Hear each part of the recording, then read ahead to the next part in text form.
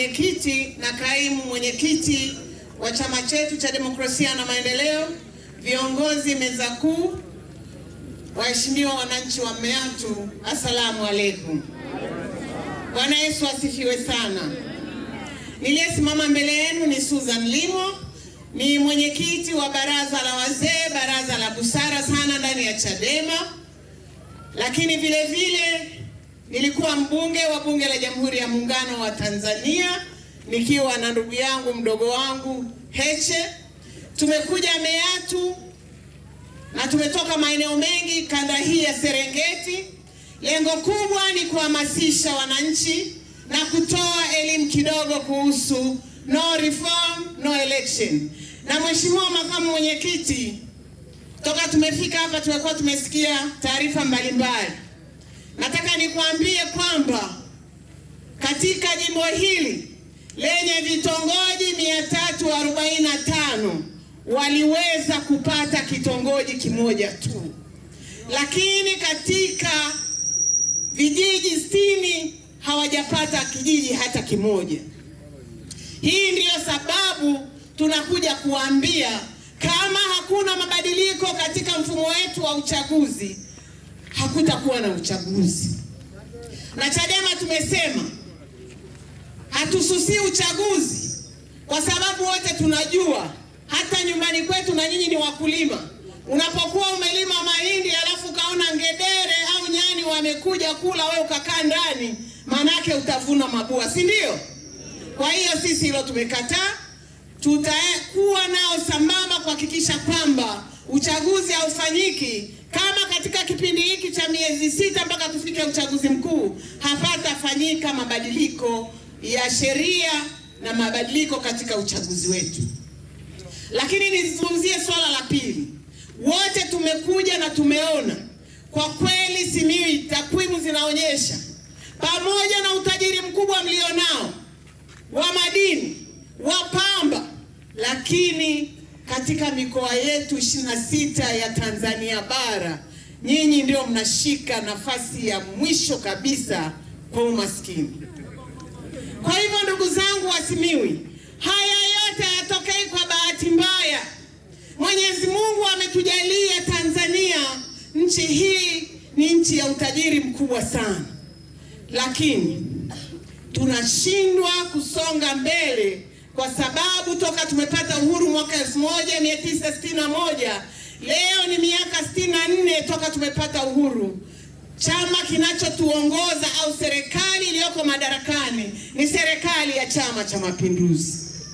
Mnaweza mkasema tulikuwa na 5, lakini 5 hiyo ndio hiyo ilibadilika kuwa Chama cha Mapinduzi.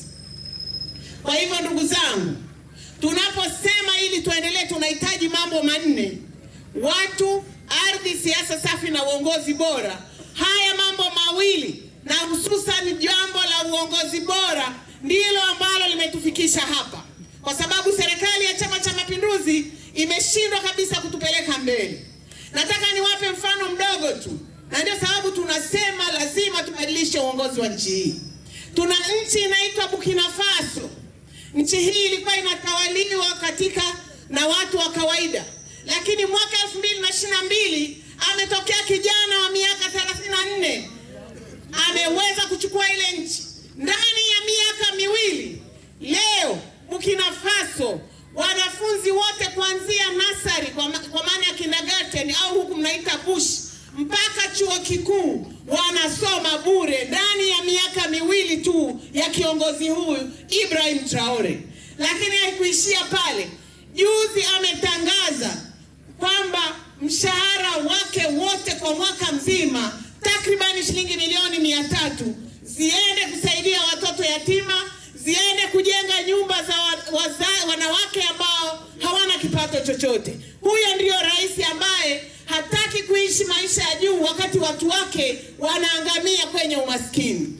Hapa Tanzania tunaona jinsi ambavyo viongozi wetu wa kiserikali wanavyofurahia kuona watu wao wanaowapa kura jinsi ambavyo wanaishi katika umaskini uliokithiri.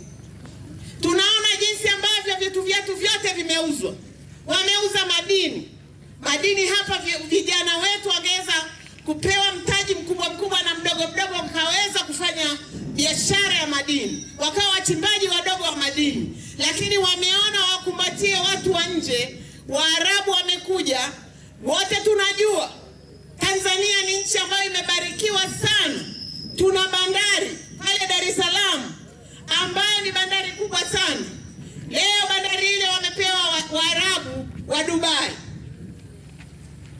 bandari ambayo ndio mlango wa kuleta vifaa na vitu vyote hapa nchini, lakini tumewapa Waarabu. Kama vile sisi hatuwezi kuiendesha bandari ile, ajira tunawapa wengine.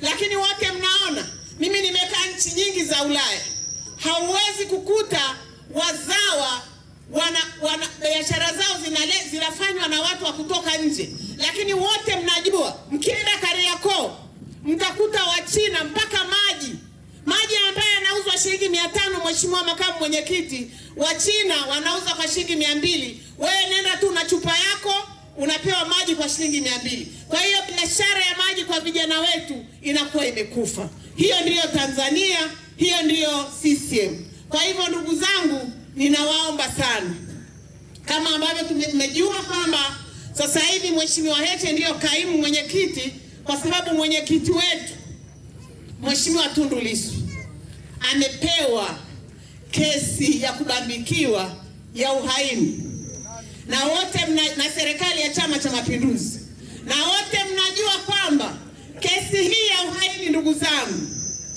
kama atakutwa na hatia, adhabu yake ni kunyongwa hadi kufa.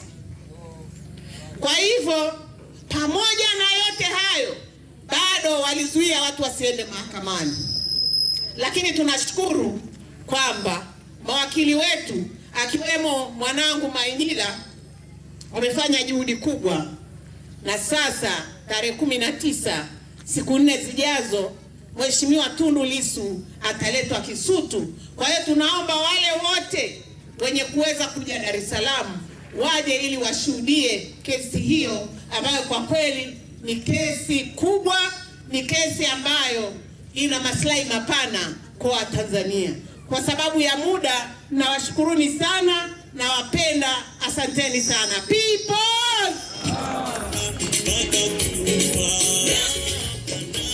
Kwa muda huu basi